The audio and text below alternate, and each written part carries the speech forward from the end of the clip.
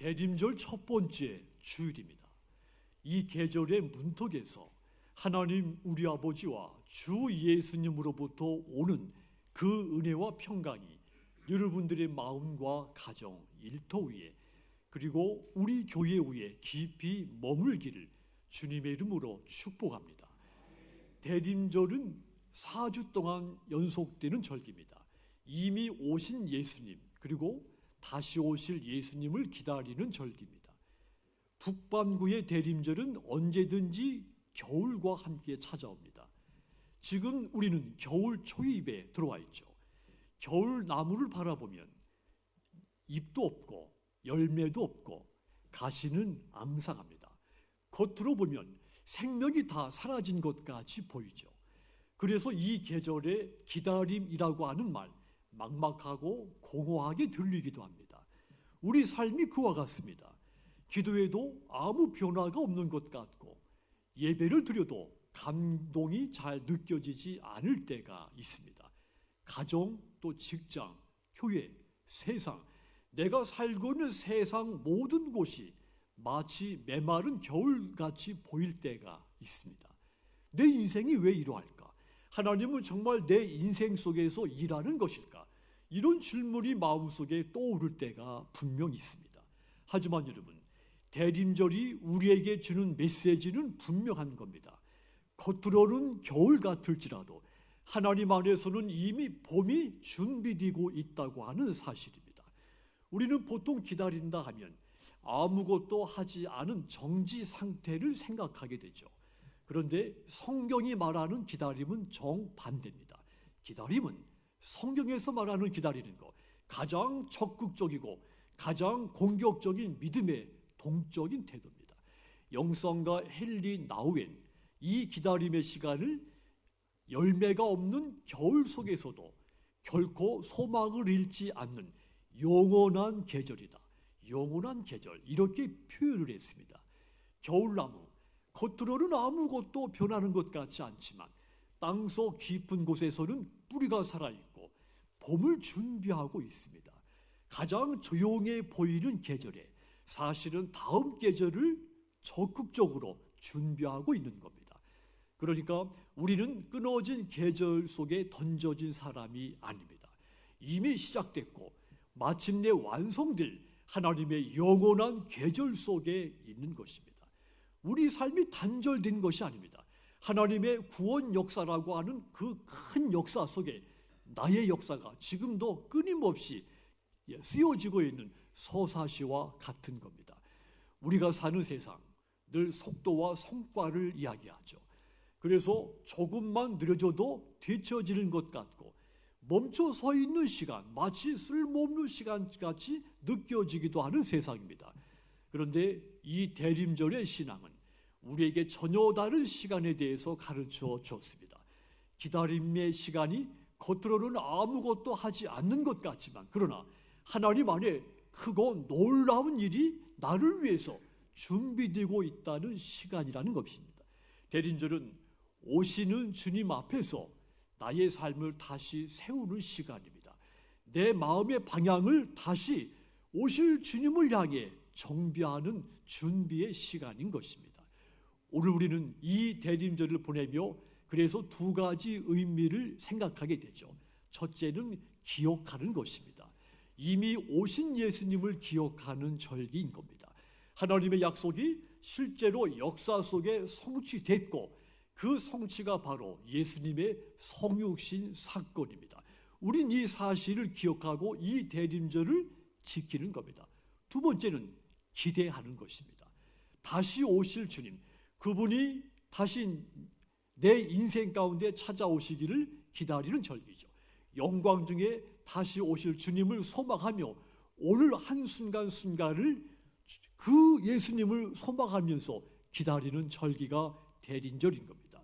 그래서 이 대림절, 과거의 성취를 붙들고 미래의 완성을 바라보며 오늘 내 삶의 현실 새롭게 그 주님을 기대하는 마음으로 내 마음을 거룩하게 보내는 절기, 이것이 대림절입니다. 그렇다면 여러분, 하나님의 영원한 계절 속을 살고 있는 저와 여러분이 우리에게 이 대림절은 어떤 의미가 있으며 우리가 이 대림절 절기를 어떻게 지내야 될까요?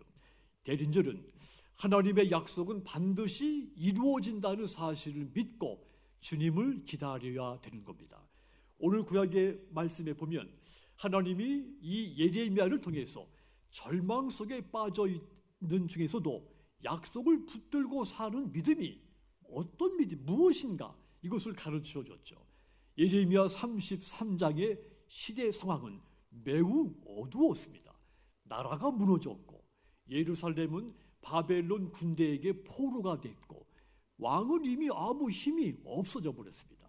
이미 많은 백성들이 포로로 끌려갔고 아직 남아있는 백성들조차도 포로가 될 날이 눈앞에 두고 있었습니다. 인간적으로 눈으로 보면 더 이상 기대할 것, 소망을 둘 곳이 없는 그런 시대였습니다. 말 그대로 인생의 혹독한 겨울과 같은 시기였죠. 바로 그때 하나님이 예레미야에게 약속의 말씀을 준 겁니다. 오늘 본문 14절입니다.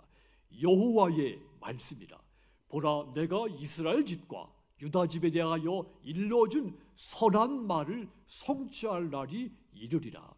이 말씀이 얼마나 놀랍습니까?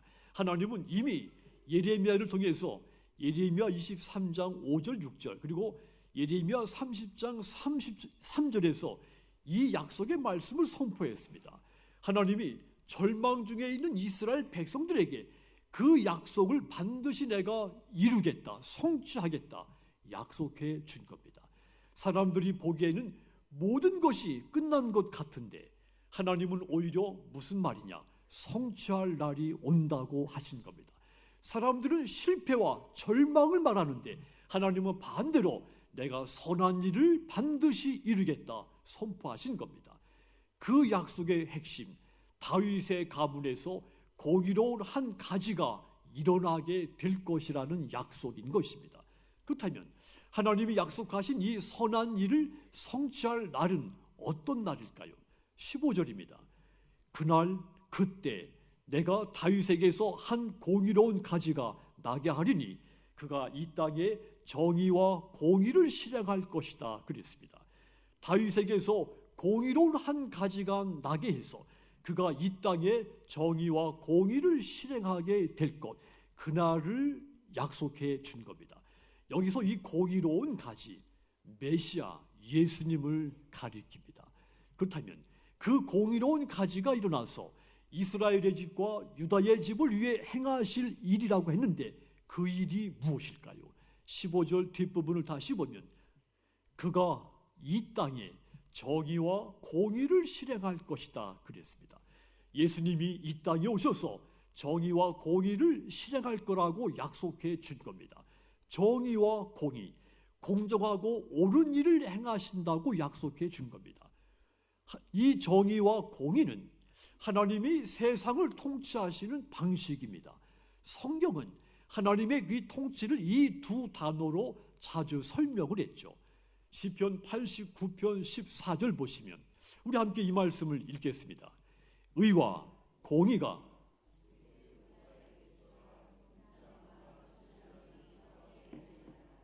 아멘. 제가 과거 성경을 읽어드렸습니다. 두 단어, 공의와 정의가 하나님의 보좌의 기초라는 말입니다. 하나님의 나라는 반드시 의와 공의의 통치를 기초로 하는 나라라는 뜻입니다. 그렇습니다. 하나님은 선과 악을 분명히 가르시며 억울한 사람의 편에 서시며 불의를 결코 외면하지 않는 분입니다. 그래서 모든 사람들은 그 자신이 지은 지로 인해 멸망을 받아야 됐습니다. 그런데 하나님의 공의는 차갑고 무서운 심판만 있는 것이 아닙니다. 죄인을 바로 세워서 회복시키는 사랑의 표현이기도 합니다. 그 사랑이 예레미야를 통해서 선포가 된 겁니다. 예레미야는 그 말씀을 받아서 공의와 의를 행하시는 그 하나님이 반드시 다윗의 가문에 공의로운 가지를 일으킬 것이며 바로 그날 예루살렘에 어떤 일이 이루어질지를 예언해 준 겁니다. 그 예언이 16절입니다. 16절 보시면 그날에 유다가 구원을 받겠고 예루살렘이 안전히 살 것이며 이 성은 여호와는 우리의 의라는 이름을 얻으리라 그랬습니다. 그날이 오면 유다가 구원을 받겠고, 그날이 오면 예루살렘이 안전히 살 것이며, 그날이 오면 새로운 나라의 상징이 되는 예루살렘, 그 예루살렘이 여호와는 우리의 의다, 이런 새로운 이름을 얻게 될 것이라고 예언해 준 겁니다. 대림절의 기다림이 바로 이 약속에서부터 시작이 된 겁니다. 히브리인들, 이스라엘 사람들, 고대 이스라엘 사람들을 히브리 사람이라고 말했습니다. 자, 이 히브리 사람들은 나라가 무너지고 삶이 무너졌을 때 이 약속을 붙들고 기도를 했습니다. 그리고 강력한 힘으로 한 번에 우리 역사 속에 오셔서 우리의 이 역사를 뒤집으실 정치적인 왕을 기다렸습니다. 그런데 하나님이 보신 메시아 예수님은 반대로 연한 가지처럼 아주 연약한 모습으로 오신 겁니다. 왕궁이 아니라 마구간에서 태어나셨고, 부와 권력이 아니라 가난한 가정에서 성장하게 됐습니다. 사람들의 환호를 받지 못하고 십자가에서 버림을 받으며 이 땅의 삶을 마치셨습니다. 여기서 중요한 것이 있습니다. 가지가 자라는 방식입니다. 가지는 한순간에 높이 솟구치는 그렇게 자라는 것이 아닙니다. 먼지가 일어나도록 요란하게 자라지도 않습니다. 조용히 눈에 잘 띄지 않게, 그러나 분명하게 자랍니다. 겉으로는 겨울처럼 아무 변화 없는 것 같아도 뿌리 속에서는 이미 생명이 움직이며 가지가 자라는 것입니다. 그 모습이 눈에 보이지 않을 뿐이지 성장이 멈추지 않습니다. 가지가 그렇게 자라서 마침내 큰 나무가 되는 겁니다. 하나님은 예수님의 부활을 통해 하나님의 나라를 여셨고, 예수님은 지금도 우리 가운데 살아 역사하시는 공의로운 가지로 우리 가운데 오신 겁니다. 그렇습니다. 대림절은 언젠가는 되겠지, 이런 막연한 기다림이 아닙니다. 이미 약속을 이루신 하나님, 그분을 믿고 지금 내가 살고는 현실 한복판에서 믿음으로 견디며 다시 오실 하나님의 약속이신 그분을, 주님을 기다리는 절기인 겁니다. 이때 우리가 붙들어야 하는 거 하나님의 약속이라고 했습니다. 예수님은 요한복음 14장 3절에서 이렇게 말씀했죠. 가서 너희를 위하여 거처를 예비하면 내가 다시 와서 너희를 내게로 영접하여 나 있는 곳에 너희도 있게 하겠다 약속했습니다.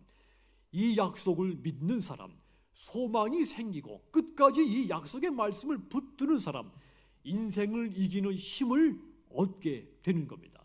그래서 우리 삶이 겨울같이 차갑고 답답해 보여도 주님의 이 약속을 믿기 때문에 오늘 이 겨울 같은 삶의 현실을 이겨낼 수가 있는 겁니다. 이것이 바로 약속의 성취를 믿고 이미 그리고 아직 그 사이를 살아가는 저와 여러분들의 대림절이 된 것입니다. 그러므로 여러분, 대림절을 시작하면서 인생의 겨울과 같은 상황을 바라보지 말고 하나님의 약속이 성취될 것을 믿고 다시 오실 그 주님을 기다리시는 저와 여러분들 모두 되시기를 주님의 이름으로 축복합니다. 대림절은 또한 단순하게 달력의 날짜를 지켜보는 절기가 아닙니다. 거룩과 사랑으로 예수님을 맞이할 준비를 하는 절기입니다. 우리가 하나님의 약속을 믿으면서 대림절의 첫걸음을 내디뎠다면 이제 내 삶 속에서 거룩하고 사랑이 많은 것으로 열매로 나타내 주어야 됩니다. 기다린다는 것, 가만히 멈춰 있는 것을 말하지 않습니다. 준비하는 것입니다. 아무 준비 없이 기다리는 것은 무엇인가 기대하는 자세가 아닙니다.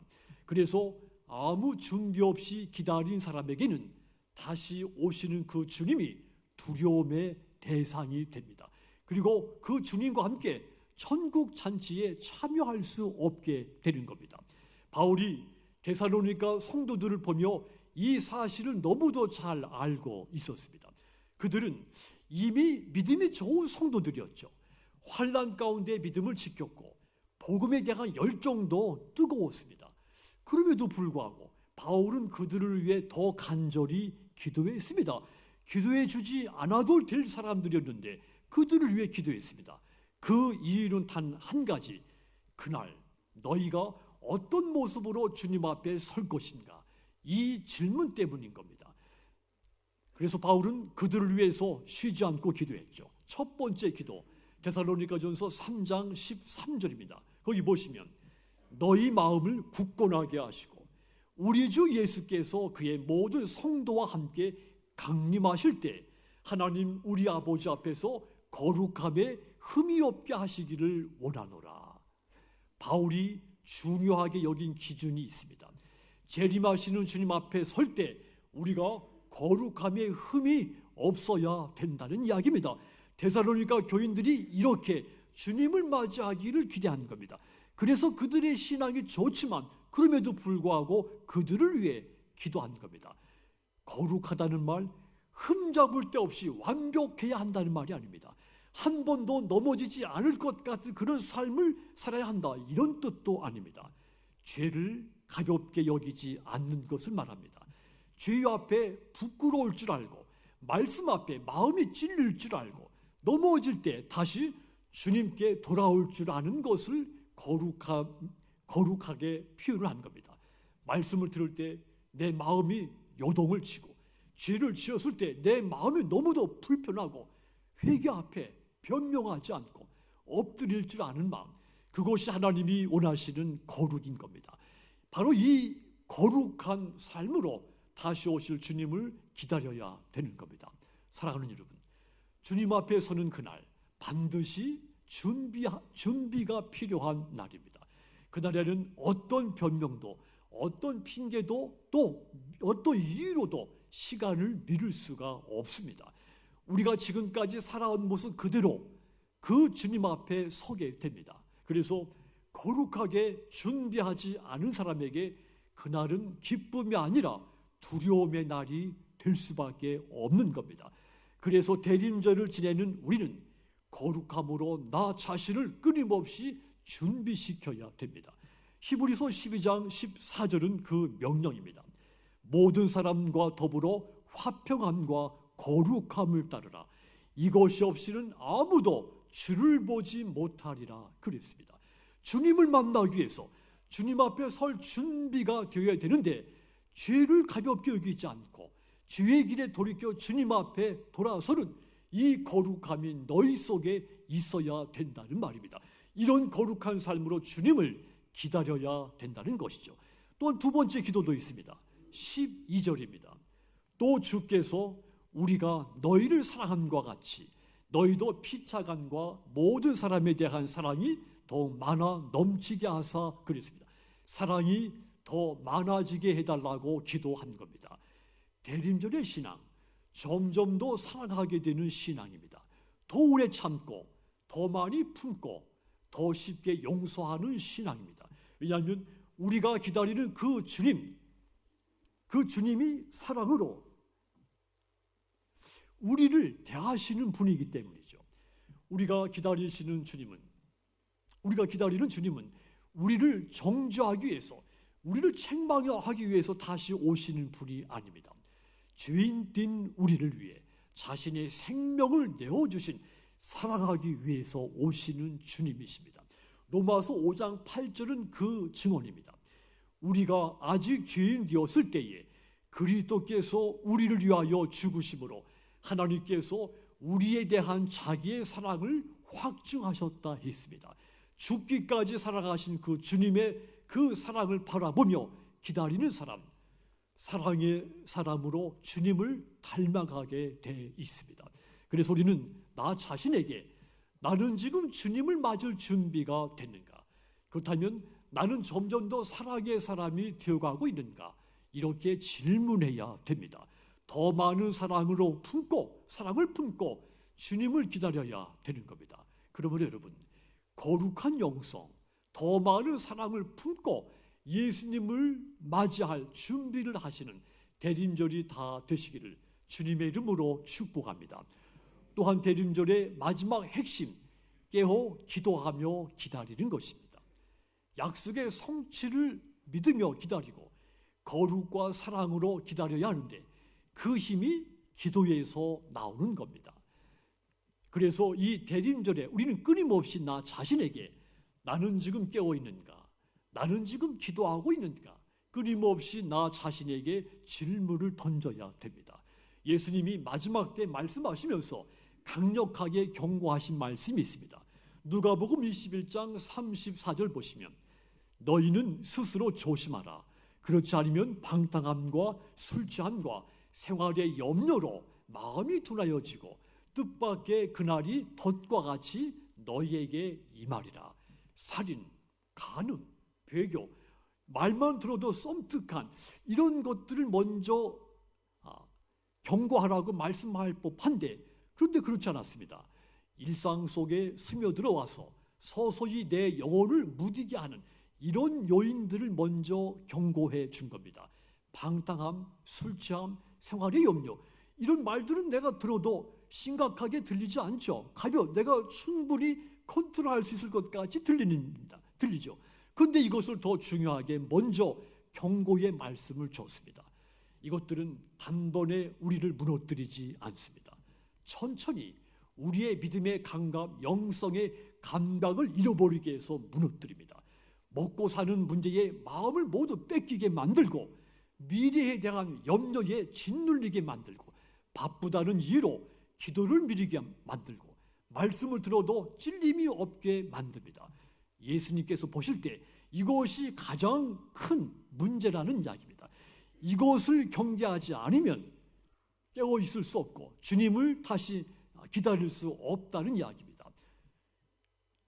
그래서 예수님은 누가복음 21장 36절에서 명령을 했죠. 거기 보시면 이러므로 너희는 장차 올 이 모든 일을 능히 피하고 인자 앞에 서도록 항상 기도하며 깨어 있으라 하시니라. 깨어 있다 단순히 긴장하고 살라 이런 뜻이 아닙니다. 예민하게 살아라 이런 뜻도 아닙니다. 하나님 앞에서 내가 올바로 서 있는가 자신을 의식하며 살다는 말입니다. 그 깨어있는 가장 분명한 표현이 기도입니다. 기도는 내 영혼이 살아있다고 하는 증거이며 기도를 통해 내가 하나님과 끊임없이 교감할 수 있는 유일한 길인 겁니다. 그래서 누구든지 기도가 식으면 죄는 점점 가벼워지고 세상은 점점 크게 보이고 주님은 점점 멀리 느껴지게 되는 겁니다. 반대로 기도가 살아나면 말씀이 뚜렷해지고 주님의 임재가 선명해지고 오늘 내가 선택하고 판단한 것들이 거룩한 선택과 판단으로 바뀌기 시작합니다. 그래서 예수님이 항상 기도하며 깨어 있으라고 명령한 겁니다. 그런 사람이 다시 오실 주님을 맞이할 수 있기 때문입니다. 그 주님을 기다릴 수 있는 준비가 되기 때문인 것입니다. 그러므로 여러분, 올해 이 대림절 여러분의 영혼이 다시 깨어나는 계절, 기도가 다시 살아나는 계절, 주님을 다시 사모하는 계절, 이 대림절이 되시기를 주님의 이름으로 축복합니다. 사랑하는 성도 여러분, 대림절은 하나님의 약속이 반드시 성취된다는 믿음으로 기다리는 절기, 거룩과 사랑으로 자신을 다듬는 절기이며 세상의 무게에 짓눌리지 않고 깨어 기도하며 준비하는 절기라고 했습니다. 예수님은 이미 이 땅에 오셨습니다. 그리고 그분은 반드시 다시 오십니다. 그래서 이 대림절이 그저 분위기를 느끼는 계절이 아니라 오늘 내 삶을 바꾸는, 주님을 기다리기에 부족함이 없는 내 삶으로 내 삶을 바꾸는 그런 계절이 되어야 하는 겁니다. 오늘 이 예배 후에 여러분의 기도 시간이 조금 더 회복됐고 작은 죄 하나에도 크게 떨림이 있고 한 사람이라도 더 품고 용서하고 사랑하게 된다면 대림절의 기적이 여러분 가운데 일어나게 된 것입니다. 이 대림절에 여러분의 믿음이 다시 깨어나시고 이미 오신 주님, 다시 오실 주님을 기다리는 대림절, 그리하여 그 주님을 맞이할 때 기쁨과 영광 중에 맞이하게 되는 저와 여러분 모두 되시기를 주님의 이름으로 축복합니다.